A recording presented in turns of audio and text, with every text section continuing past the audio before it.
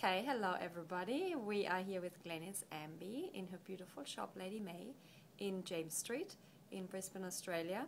And I personally know Glenys and find Glenys very inspirational and would love to share some of it with you guys. So Glenys, you have a background in fitness and dance. Can you tell us a little bit about that? Well, I did dancing as a dancer and as a teacher, and then I became a ballet examiner with the Royal Academy of Dancing. I did that for over 30 odd years professionally, let alone when I was a student. And then I retired and became a personal trainer, had my own business, and there was quite an easy transition from one to the other. Just training the body in a different way, and I had lots of mature ladies as my clients, and it was really good fun, and I was able to help them a lot, which was good. That's really great. That sounds good. So what got you into fashion? Well, as one is maturing, one still likes to dress up to the minute and stylishly. Yes. But it's very hard to often get age-appropriate clothes. I mean, we want to be stylish, but we still want to be age-appropriate. Just because you fit into something doesn't mean to say you should wear it. Yeah. And so I wanted to open up a shop for ladies, particularly sort of like the 40 plus, so to offer them stylish clothes that they can look and feel young in, because a lot of ladies work very hard at keeping their bodies fit and healthy, and why shouldn't they look good in fabulous clothes? So that was my main reason. That sounds great. I love that. I think it's a lot of women out there that are really struggling to find good clothes like that. Absolutely, yes. Yeah. Yes. Good. So do you miss the past in fitness and dance, and how do you stay fit nowadays? There's certain aspects of teaching and examining and personal training that I do miss, but certainly not enough to keep going. I mean, age is a bit of a problem at times, you know. However, I still do keep fit myself, and even that, as I'm, you know, turned 60 this year, it's a struggle. But I know how you feel when you do the exercise, and it certainly is worth the effort than feeling not so good if you don't do the exercise. And ballet, well, I can go and see people dance, which is wonderful, going to the Paris Opera in Sydney in February next year. And my partner used to be a professional competition ballroom dancer. Oh, so nice. I've now taken up social dancing. Oh, great. Which so is a challenge, but it's good fun. So it sounds excellent. It sounds really exciting. So you're actually doing a lot to stay fit.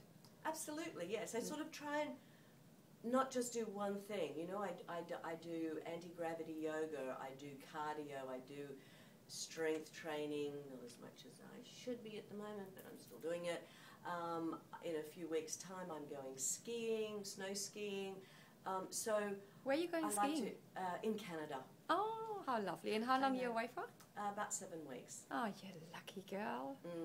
Very good. And you have to get the most out of your skiing, you've got to be fit. Yes. And what is so inspirational over there is, you know, you see people well into their 70s still skiing. Okay, they might not do the bumps and the, you know, ungroomed double diamond blacks, but they're still out there, they're having fun and enjoying themselves, and it's really inspirational for me, and that's what I still want to do.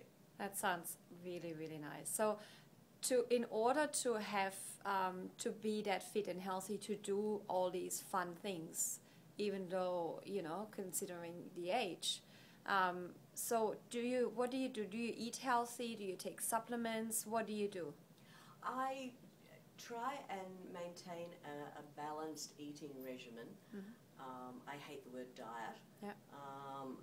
And, you know, I eat fairly basically during, you know, most days, fish, meat, vegetables, or salad. Yeah. I have fruit in the mornings for breakfast, but you know, I still love my coffee, just sitting over there. I love my glass of red wine and my glass of bubbles, but I don't do that every day either. Yeah. And I love my chocolate, but again, I don't do that every day. Yeah. I never say never. Yeah. But overall, yes, I eat very healthy food. Yes. And do you take any supplements? Yes, I do.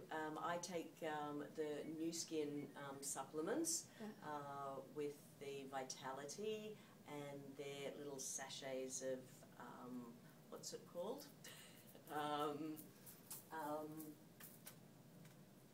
What's that one? Life Pack? Life Pack. Yes.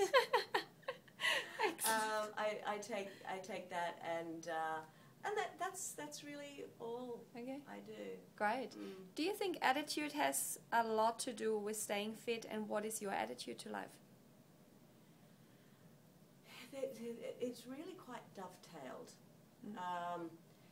To maintain consistency with your fitness regimen, you've got to be mentally, psychologically in the right place. But to be psychologically in the right place, it really helps if you're fit. So it is a balancing act. I think at the moment, as I'm getting older, psychologically it really is harder to get myself out there in the morning and, you know, pound the steps. But again, You're still doing it. I am still doing it, maybe not as much as I was, but I am still doing it. That's great. That's great. So you are a very entrepreneurial person, right? Can you share a few things that you've done with us in the past? Yeah. Well, before I did get right into my professional dance teaching, I spent quite a few years as a radio announcer. I was with 3AW, 3AK and Radio Australia in Melbourne. I'm sure there's a whole heap, but I mean, as a dance teacher and an examiner, rather than just do my job, I actually devised a lot of courses and other types of things to interest teachers, for them to get interested in their own professional development. Because at that stage, around a lot of teachers, once they got their little piece of paper and they hung their shingle up with their school, they didn't actually do too much professional development. So I worked out a lot of courses that would stimulate their interest. Great, great. So you shared with me that you are doing something very exciting, that you signed up with something with Richard Branson. Tell us a little bit about that. I find that super exciting. I've just been skydiving, but never mind what you're going to do. Tell us about that. Going up into space has always been a dream for me, because I am old enough to remember when the first men went up into space. The only day I wagged school was the day they walked on the moon. So I've always had this interest in space. And when I found out that Richard Branson was selling tickets, I signed up. So you were the first, were you I was the first? the first Australian to book a ticket through the Australian Space Travel Agency, Wow. which is World Travel Professionals. Well, that's called entrepreneurial, isn't it?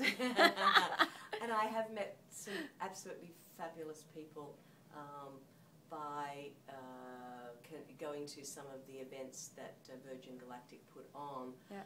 In fact, one of those people who I met in New York is now one of my best friends. Oh, fantastic. Really great. And she lives in Brisbane. Can you believe that?